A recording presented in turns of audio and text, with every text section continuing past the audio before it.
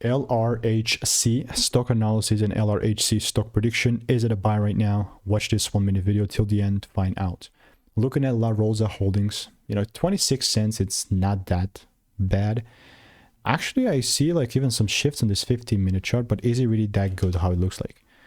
I mean, I've spent 5 figures on courses and mentors. I've cut out thousands of repetitions, and all this has been documented on my YouTube channel. Specifically looking at LRHC. I'm going to come here, like right there. You can see my previous line was pointing down, so that was like me expecting for it to keep breaking down. And I'm still sticking with that. Like, it's only going to be really something bullish the moment I start seeing full candle closes above 28 cents. But we're, slowly getting there. But since it's a supply, even if there's like a double break, might as well take it lower, right? So something like this. So this is not financial advice. And if you want to make more money trading in a simple and lean way, you can just click the first link in the description. That's a free newsletter.